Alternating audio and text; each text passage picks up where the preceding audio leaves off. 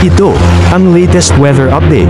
Alamin ang pinakasariwang ulat panahon ngayon dito sa Information TV Educational Channel. Sa ating latest satellite images, makikita natin tatlong weather systems pa rin nakakaapekto sa ating bansa. Ang Intertropical Convergence Zone ay magdadala pa rin ng maulap na kalangitan at lalo na malaking tsansa ng mga pag-ulan sa malaking bahagi ng Visayas, Mindanao, kasama ang Palawan at ilang bahagi ng Bicol Region.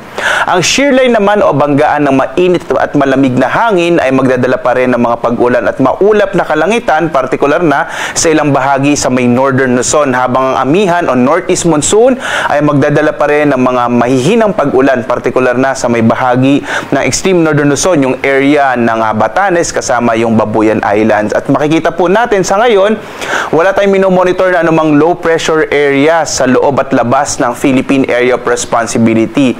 Kaya wala tayong inaasahang bagyo at sa mga susunod na araw. At generally po, ngayong taong 2024, nakalabing-8 bagyo po ang pumasok at nabuo sa loob ng Philippine Area of Responsibility. Sa iba pang bahagi ng ating bansa, kasama na dyan ang ilang bahagi sa Luzon, kasamang Metro Manila, inaasahan pa rin natin generally fair weather, pero ibig sabihin posible pa rin yung mga isolated rain showers and thunderstorms, isolated light rains naman dito sa may Ilocos region.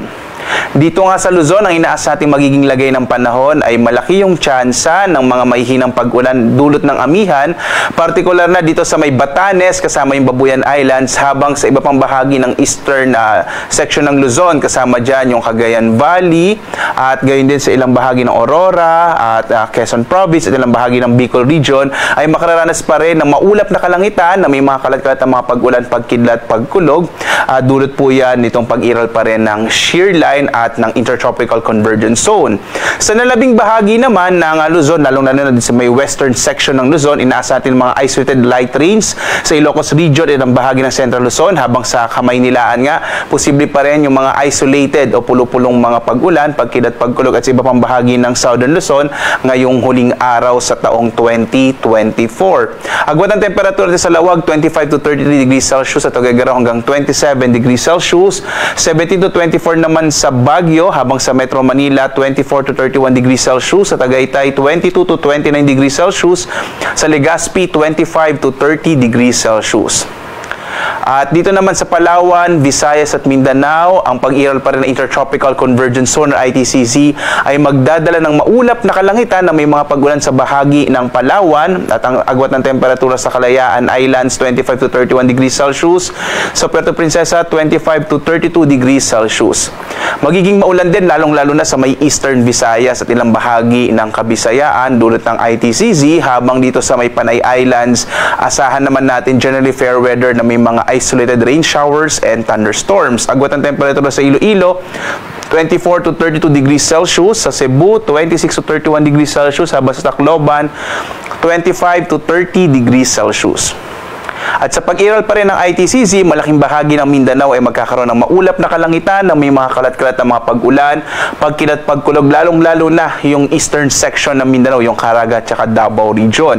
Agwat ng temperatura sa Zamboanga 24 to 32 degrees Celsius, habang sa Cagayan de Oro 25 to 30 degrees Celsius, sa Davao naman 24 to 32 degrees Celsius.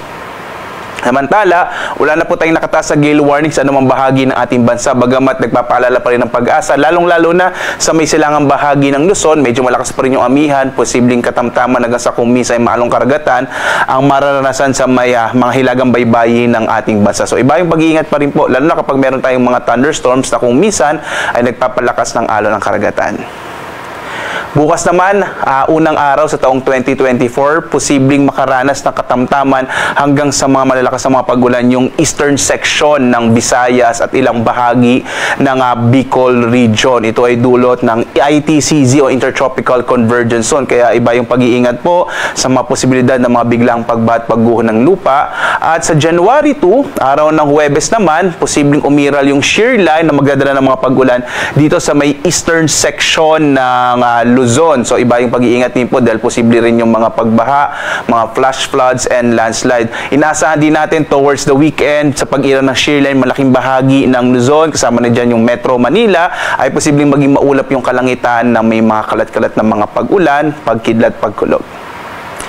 Ang araw naman natin sisikat mamayang 6:21 ng umaga at lulubog, ganap na 5:38 ng gabi.